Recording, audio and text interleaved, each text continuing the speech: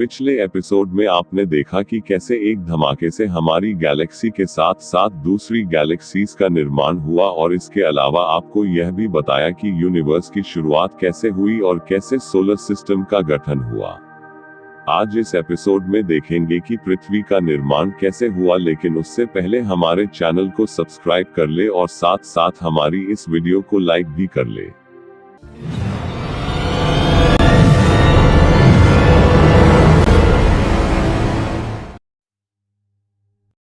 पृथ्वी को अंतरिक्ष से देखने पर यह मानना मुश्किल हो जाता है कि कभी यह ग्रह अस्तित्व में नहीं था और भविष्य में किसी दिन यह अस्तित्व में नहीं रहेगा। पृथ्वी न केवल सोलर सिस्टम में बल्कि पूरे ब्रह्मांड में खोजे जाने वाला एकमात्र ऐसा ग्रह है जिसे जीवन के लिए भी जाना जाता है। जहां पर अन्य लाखों प्रजातियां प्रकृति पर उतनी ही निर्भर रहती है जितना कि हम। पृथ्वी को ब्लू प्लैनेट भी कहा जाता है क्योंकि हमारी पृथ्वी की सतह पर काफी मात्रा में पानी पाया जाता है, जिसके कारण पृथ्वी अंतरिक्ष से देखने पर नीले रंग का एक ग्रह लगता है। हालांकि हमारे सौर मंडल में तरल पानी एक दुर्लभ वस्तु है जो पृथ्वी की सतह पर पाया जाता है, जिसकी वजह से पृथ्वी पर लाखों सालों पहले जीवन की शुरुआत हुई। लेकिन उससे कई साल पहले पृथ्वी पर जीवन संभव ही नहीं था, बल्कि पृथ्वी पर पानी का भी कोई अस्तित्व नहीं था क्योंकि पृथ्वी लावा से पूरी तरह से ढकी हुई थी, जिसके कारण पृथ्वी पर किसी प्रजाति का जन्म संभव नहीं था। तो फिर पृथ्वी पर ऐसा क्या हुआ जिसके कारण पृथ्वी की सतह ठंडी होकर महासागरों में बदल गई, और कैसे पृथ्वी पर पानी का निर्माण हुआ? फिर आज हम जिस पृथ्वी पर रह रहे हैं उसका निर्माण कैसे हुआ? यह सब जानने के लिए हमारे साथ अंत तक बने रहे। अगर आप इस चैनल पर पहली बार आए हैं तो हमारे चैनल को सब्सक्राइब करना मत भूलिए। पृथ्वी का गठन आज से लगभग 4.5 बिलियन साल पहले सोलर नेब्यूला के द्वारा ब्रह्मांड की लगभग 1/3 उम्र में हुआ। हमारा ग्रह सोलर सिस्टम में सन से तीसरा ग्रह है, जिसकी सन से दूरी लगभग 147.14 मिलियन किलोमीटर है। लेकिन आज से करीब 4.5 बिलियन साल पहले हमारा ग्रह आज की तुलना में सूर्य से करीब 50,000 किलोमीटर दूर था। आज से लगभग 4.56 बिलियन साल पहले जब सोलर सिस्टम का निर्माण हुआ था तो तब मीटियोराइट्स का भी वास्तव में जन्म हुआ था, जिनके मलबे ने आपस में जुड़कर पृथ्वी का गठन किया।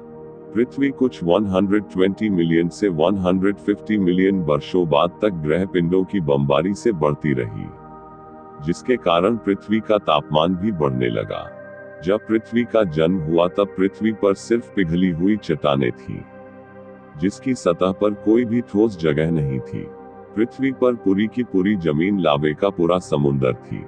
तब पृथ्वी पर सन से आने वाली हार्मफुल अल्ट्रावायलेट रेज से बचने के लिए न तो ओजोन लेयर की कोई परत थी और न ही सांस लेने के लिए ऑक्सीजन। पृथ्वी पर अभी तक एस्टेरॉइड्स और मीटियोराइट्स की बमबारी खत्म नहीं हुई थी, लेकिन पृथ्वी को केवल एस्टेरॉइड्स और मीटियोराइट्स की बमबारी से ही खतरा नहीं था। पृथ्वी की तरफ एक और खतरा मंडराने लगा था। यह खतरा और कोई नहीं बल्कि एक ग्रह के रूप में पृथ्वी की ओर बढ़ रहा था, जिसका आकार लगभग मास के समान था। इस ग्रह को हम थिया के नाम से भी जानते हैं, जो आज से लगभग 4.4 बिलियन साल पहले पृथ्वी से इस तरह से टकराया कि उसने पृथ्वी की सतह का काफी मात्रा में हिस्सा टुकड़ों में अंतरिक्ष में बिखर गया, जो पृथ्वी के इर्द गिर्द घूमने लगा, जिसने समय रहते एकजुट होकर चंद्रमा का निर्माण किया और पृथ्वी के चक्कर लगाने लगा, जिसके कारण पृथ्वी की अपनी ही घूमने की गति पर प्रभाव पड़ने लगा।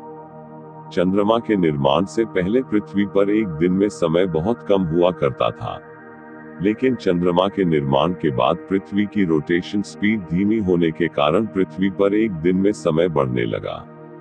जैसे जैसे चंद्रमा की दूरी पृथ्वी से लाखों साल तक बढ़ती गई, वैसे ही पृथ्वी पर एक दिन में समय बढ़ने लगा। जैसे 3.5 बिलियन वर्ष पहले दिन 12 घंटे का था, 2.5 अरब साल पहले दिन 18 घंटे का था, और 4 मिलियन साल से अब तक दिन 24 घंटों के करीब है। आज भी चंद्रमा हर साल पृथ्वी से 1.5 इंच दूर होता जा रहा है। लेकिन करीब 4 अरब साल पहले जब चंद्रमा की बनावट को कुछ ही समय हुआ था तब पृथ्वी बेजान थी और चारों तरफ सिर्फ खोलती पिघलती चट्टानें थी। पर समय के साथ पृथ्वी ठंडी हुई और उसकी सतह ठोस बन गई, जिसके कारण पृथ्वी की सतह पर ज्वालामुखी का जन्म हुआ, जो लाखों वर्षों से सक्रिय होने के कारण ज्वालामुखी विस्फोटों को जन्म देने लगा। लेकिन अभी भी नाइट्रोजन और कार्बन डाइऑक्साइड के मिश्रण से वातावरण जहरीला था और जीवन को संभव बनाने वाला एक बुनियादी तत्व अभी भी मौजूद नहीं था, पानी। चंद्रमा के निर्माण के बाद पृथ्वी अभी भी मीटियर्स से प्रभावित थी। लगातार पृथ्वी पर कॉमेट्स और एस्टेरॉइड्स की बारिश होती रही, जिसे हम हैवी बम्बार्डमेंट भी कहते हैं। कॉमेट्स और एस्टेरॉइड्स की बमबारी सिर्फ हमारे ही ग्रह पर नहीं बल्कि आसपास के सभी ग्रह पर हो रही थी। इन कॉमेट्स और एस्टेरॉइड्स की बमबारी लगभग 4.2 अरब साल से लेकर 3.8 अरब साल तक चलती रही, जिसे हम एक तरह से लेट हैवी बम्बार्डमेंट भी कहते हैं। पृथ्वी पर एस्टेरॉइड्स और कॉमेट्स की बमबारी के समय यह पृथ्वी की तरफ आने वाले अकेले पत्थर नहीं थे, बल्कि इनके साथ पानी के रूप में आइस और कुछ गैसेस की बार बार पृथ्वी पर बारिश हो रही थी।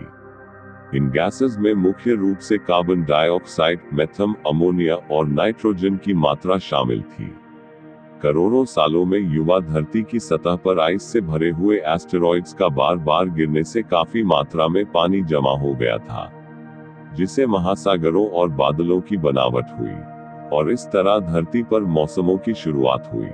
भाप, कार्बन डाइऑक्साइड और नाइट्रोजन के मिश्रण ने धरती के वातावरण को रच दिया था। बेशक ऐसा वातावरण मनुष्यों और पशुओं के लिए जहरीला साबित हो सकता था, पर अब धरती में वो सारे तत्व मौजूद थे जो जीवन की शुरुआत के लिए जरूरी थे। अगर आप अभी तक इस चैनल पर नए हैं और अभी तक आप में से किसी ने इस चैनल को सब्सक्राइब नहीं किया है तो अभी जाकर सब्सक्राइब कीजिए। और इसी के साथ हमारा यह एपिसोड यहीं पर समाप्त होता है।